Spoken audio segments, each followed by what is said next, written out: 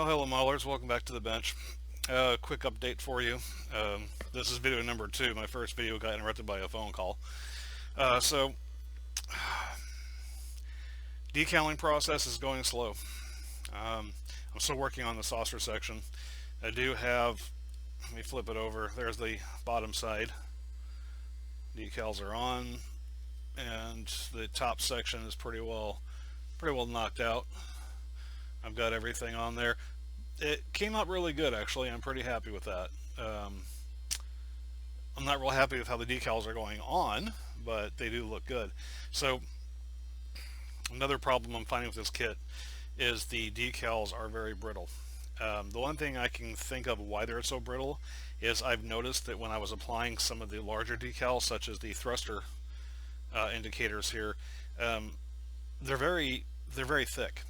They're not a thinner decal that tends to conform easier. They're very thick and very rigid, so they tend to break easier. Good example, when I was putting on these indicators, when I went to bend them over to conform to the shape of the saucer, they were starting to split right along the bend, which was telling me that they were so thick they weren't having any give, so they were breaking.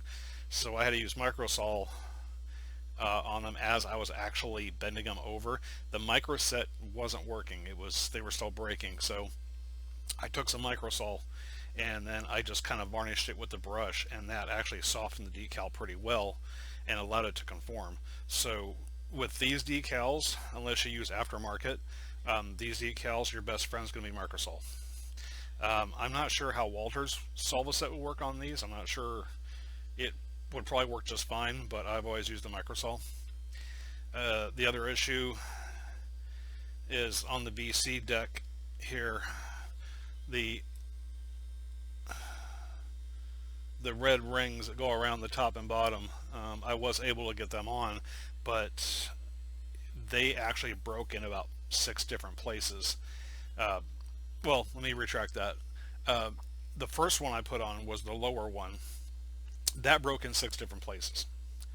And that was going over a wet glossy surface. So even with that much, smooth surface to work off of, they were still just breaking on me. And I was able to get it on, eventually kind of finesse it a little bit, and worked. I did have to actually apply some paint. Luckily I had some paint that matched the color to fill in some spots that just tore and I couldn't fix it. That was not fun, by the way. The decal on the top section, I found that if I cut it in half and applied it, it went on a little better. It did break on me a little bit, but only in a couple places. So it took me roughly about almost 2 hours just to get these 2 decals on the BC deck, just because I had to try to maneuver them to make them straight and then fix the brakes, and it was kind of a nightmare. So the one thing I can come to realize, or come to think about with these decals, the reasoning is that they're very rigid and they break very, very easy. So if you're doing this kit and you get to the decal phase, definitely have plenty of Solvaset with you. The one I use is the microsaw. That is your best friend right now. So it's working and the decals are usable. You just have to be very careful with them, especially any of the ones that have long strips. They're going to be the toughest. The bigger decals are very thick, so they will have issues conforming, so that's where your microsaw will come in handy. But other than that, the decals are going on. They're not the world's best fit, but they are decent, and it's definitely looking pretty good. I'm happy with how it's turning out. Hopefully I get these decals done this weekend and I can get this thing a dull coat and get it mounted on the stand. Speaking of the stand, I have finished it and I would like to show it off because I just can't wait, because I think it turned out really, really cool. So I'm just going to scoot the model aside here. My desk is getting overly full here. There we go. So there's the stand. Um, all it is the kit stand, and I epoxied it to a wooden base, and I installed my two switches. One's going to be for the warp drive, and then one's going to be for the internals and nav and strobes. Um, then I just painted the whole thing black. And if you noticed, there is a section here, this white, that's not painted.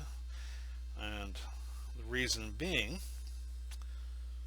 let me change that, is because I did not want this stand to look ordinary. I wanted to do something different. So I decided to throw some lights into it. And I will give you a quick demonstration of how that turned out. I am very pleased with how it turned out. I am definitely glad I did this. A few of my viewers kind of had an idea of what I was going to do with this stand before I did it. And for those of you that had the idea, you're right, I lit it up. So let me turn off the lights here. There we go. So, best way to do this, there we go. So, all black stand with just that portion lit up. And then, of course, this will be covering the top, so that will be covered up like that. So, let me just try to... Now, the light is a lot brighter on the camera than it is in person. It's not really that bright. It's actually very muted blue. But the camera's really overexposing it. But I think it looks really cool. The way I'm going to do this is this top piece right here is going to be epoxied to the bottom hull of the Enterprise. And then once that dries and this is all finished and everything is done, I will then epoxy right here and then attach it. I'm going to put the model on its back and then take the stand upside down and then just mount it to this and let it sit and dry, and that should give me a really strong mounting point so the model will not give way. But yeah, I had to show that stand off because I thought it looked really cool. I'm very happy with it, and I think it's going to definitely kick it up a notch.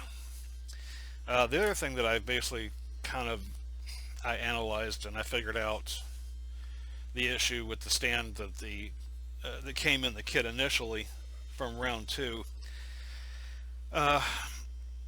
Yes, the saucer itself is entirely too heavy to really be supported by this little thin rod, in my opinion. But I think if I did not install the Arboretum, I still could have made this stand work. And the reason why I say that is because when I installed the Arboretum, I actually had to cut the insert piece down to accommodate the Arboretum because there's not a lot of space. So what happened was I ended up cutting the space down that the rod went into the body down to that. Ordinarily it was a lot deeper. I mean, it went in probably about up to there, so it had a lot more thing to bite onto and hold steady. With this little bit of metal showing and the weight of the saucer, it's just not enough. So kind of partially my fault that happened. If you're going to install the Arboretum in this kit, you're definitely going to have to re-engineer a new mounting point, probably either closer up front, like maybe right about here, just up from the Arboretum, using a steel rod or threaded rod and epoxy to permanently attach it, and then attach to the base is probably going to be your best bet. Or even go further back, but I would recommend sticking more forward because of the weight factor of the saucer. If you go too far back here, it's still going to be extremely front heavy. So you'll want to try to find the center balance, which should be right about here. So that's where you'll probably want to go with the new rod. So again, that was my fault. I should have kind of thought in advance that this is going to be an issue when I cut down the insert piece. I didn't think about that. If I would have thought then, I would have actually installed a rod before I got the internals done and had that prepped and ready. But I didn't, so yeah, kind of my fault on that one. It was an oversight, one that if I ever do this kit again, I'll definitely change that oversight and not do it again. Anyway, that's kind of about where I'm standing right now. It's Sunday afternoon, it's about 4:30, and I'm just getting ready to start installing the decals for the sensor bands around the saucer, and I started doing the rest of the work on the neck and the secondary hull. I hope I'll have most of these done by tonight, and then I can start letting them dry, and then do the dull coating and everything. I did also paint the shuttle bay door. That's ready for installing. It's just silver is all they call for, so that was pretty easy. I just brushed that on. I didn't even bother airbrushing it. I used Vallejo's Model Air silver and just brush application. Those paints were really good for brush applications too. I love them for that. But anyway, that's where I'm at now. I had to show that stand off because I thought the stand came out pretty cool. I was very happy with it. So, okay. I know I said in my last video that the next video would be the finale. I just wanted to give you an update of what's going on now. So, I promised the next video I pop out will be the finale. It will be done and on the stand, and the circuit board installed and everything working. So I don't want to make make too many videos on this build. I think this is number 11 on the build series, which was more than I kind of wanted to go with. But these are things I want to let you guys know about, because if you do this kit, you're going to run into the same issues I did.